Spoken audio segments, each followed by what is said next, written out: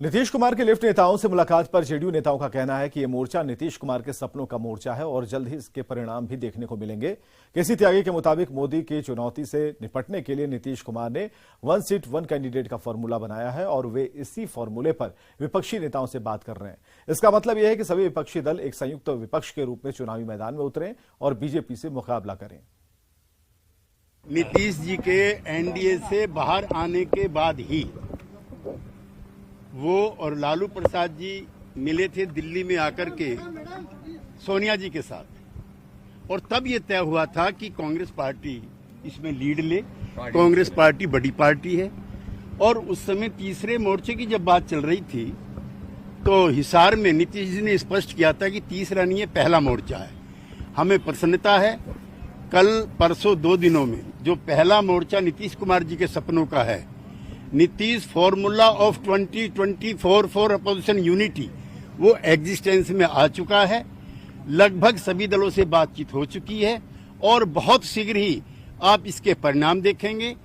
और जो छोटी मोटी दिक्कतें हैं जिस पर आप सवाल उठाते हो, ममता जी का क्या होगा, केजरीवाल जी का क्या होगा, केसीआर जी का क्या होगा, Nitish formula of 2024 opposition unity का मतलब है 1 अगेंस्ट 1, और इस फॉर्मूले पे हम बहुत जल्दी मोहर लगाने वाले हैं। आप लोग फेस की बात करके ये जो मुहिम है उसको सैबोटेज करने की कोशिश मत करें, क्योंकि बराबर बीजेपी के लोग ही न कहते हैं कि पीएम पोस्ट की वैकेंसी कहाँ है, कहते हैं कि नहीं कहते। तो हम लोग पहले वैकेंसी क्रिएट करना चाहिए, वैकेंसी क्रिएट करेंगे और पीएम चुन के बता देंगे। शेखपुरा में जमुई सांसद चिराग पासवान ने विपक्ष को एकजुट करने की मुहिम में जुटे बिहार के सीएम नीतीश कुमार पर जमकर हमला बोला। चिराग पासवान ने कहा कि नीतीश कुमार को बिहार की जनता की कोई फिक्र नहीं, वे सिर्फ खुद को प्रधानमंत्री पद का दावेदार बनाए जाने के प्रयास में हैं। जो मुख्यमंत्री में इतनी भी संवेदना नहीं है कि बिहार में जहां एक के बाद एक सांप्रदायिक दंगे हो रहे हैं वहां पर वो जाएं, पर उस मुख्यमंत्री के पास इतनी फुर्सत है कि दिल्ली दरबार में अलग अलग दरवाज़ों पे जाकर वो हाजिरी लगा रहे हैं, अपनी अर्जी पेश कर रहे हैं कि कैसे उनको नेता बना दिया जाए विपक्ष की तरफ से, कैसे उनको आने वाले दिनों में प्रधानमंत्री पद का दावेदार बना दिया जाए। दर्शाता है कि मुख्यमंत्री की अब प्राथमिकता में कम से कम बिहार तो नहीं है। बिहार में लोग जिएं या मरें, मुख्यमंत्री को अब इससे फ़र्क नहीं पड़ता। उनके लिए सिर्फ अब एक ही लक्ष्य है कि कैसे वो प्रधानमंत्री पद के दावेदार बनकर मौजूदा प्रधानमंत्री के सामने अपनी दावेदारी। बिहार के पूर्व डिप्टी सीएम और बीजेपी सांसद सुशील मोदी ने सीएम नीतीश कुमार पर तीखा हमला बोला। सुशील मोदी ने कहा कि नीतीश कुमार से घर संभल नहीं रहा, देश संभालने चले हैं। बिहार में 3 उपचुनाव हुए जिसमें 7 दल मिलकर चुनाव लड़े, फिर भी बीजेपी ने गोपालगंज और कोढ़नी में महागठबंधन को हरा दिया। नीतीश जी से घर तो संभल नहीं रहा है और देश संभालने चले हैं। बिहार में 3 बाई इलेक्शन हुआ, 7 दल मिलकर चुनाव लड़ रहे थे। हमने गोपालगंज में भी उनको हराया और कुर्नी में भी उनको हराया और मोकामा की सीट में भी 64,000 वोट भारतीय जनता पार्टी लाने में सफलता प्राप्त की जो है।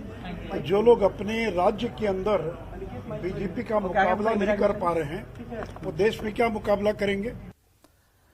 और वहीं सुशील मोदी ने विपक्षी एकता के दावे पर जमकर निशाना साधा और कहा कि सारे भ्रष्टाचारी लोग एक साथ हो रहे हैं। ये लड़ाई ईमानदार बनाम भ्रष्टाचार की है। एक और ईमानदार नेता नरेंद्र मोदी हैं, दूसरी ओर भ्रष्टाचार से घिरे हुए नेता एकजुट हो रहे हैं।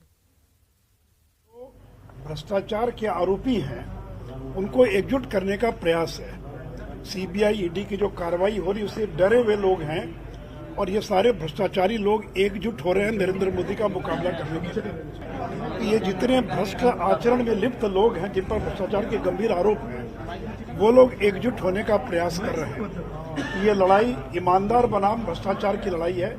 एक तरफ नरेंद्र मोदी जैसा ईमानदार व्यक्ति और दूसरी ओर भ्रष्टाचार के आरोप में घिरे हुए जो विपक्ष के नेता वो एक हो रहे हैं।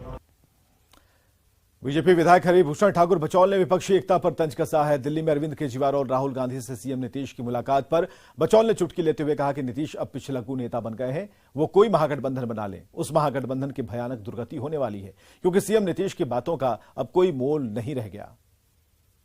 नीतीश कुमार जी के अब बातों का बिहार के राजनीति में कोई महत्व नहीं है, क्योंकि स्वयं वो पिछलग्गू बन गए हैं।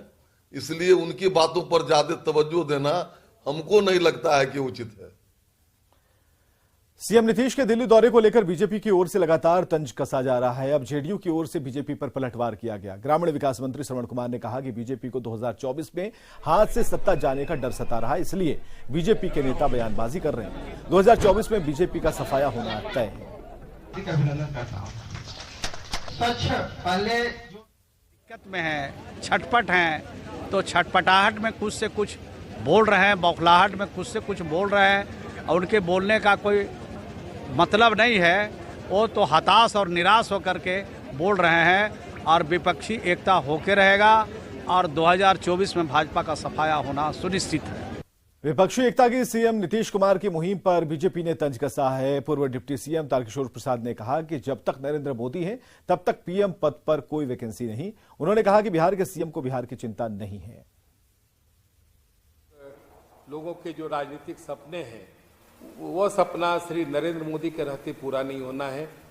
जो इनके कुकृत्य हैं उस पर कार्रवाई भी होनी है और आगामी जो 2024 में संसदीय चुनाव है उस चुनाव में भी उनकी जमीन खिसकती जा रही है। उस चुनाव में भी उन्हें पता है कि वो केंद्र की सत्ता पर काबिज नहीं हो पाएंगे।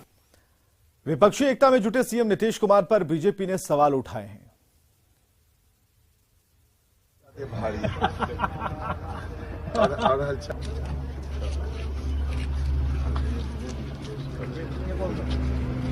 सारे के सारे विपक्षी दल प्रधानमंत्री के उम्मीदवार हैं और नीतीश बाबू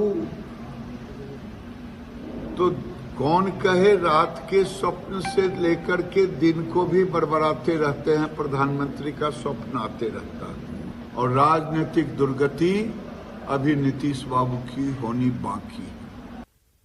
किसी व्यक्ति ने एक फोटो लगाया है और कहा है कि खड़गे अगला बार राष्ट्रपति बनना चाहते हैं। उसके बाद राहुल गांधी प्रधानमंत्री बनना चाहते हैं, नीतीश कुमार जी प्रधानमंत्री बनना चाहते हैं, उसके बाद तेजस्वी यादव सीएम बनना चाहते हैं। तो ये इच्छाओं को यदि कोई सब लोगों की इच्छा है कि हम प्रधानमंत्री ही बने तो नीतीश कुमार जी जोड़ेंगे किसको?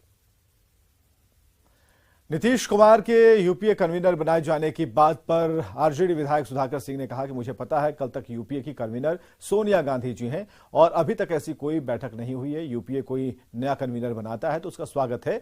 अगर नीतीश कुमार को संयोजक बनाया जाता है तो बिहार को थोड़ा फायदा होगा। देखा हो वो यूपीए के जो कन्वीनर हैं सोनिया गांधी हैं अभी तक, और यूपीए की कोई बैठक अभी नहीं हुई है जिससे ये संकेत मिले कि कोई दूसरा कन्वेनर बनने जा रहा है। अगर यूपीए कोई कन्वेनर तय करता है नया, उसके लिए भी स्वागत है, क्योंकि राष्ट्रीय स्तर के मसले तो राष्ट्रीय स्तर पर ही सुलझाए जाएंगे।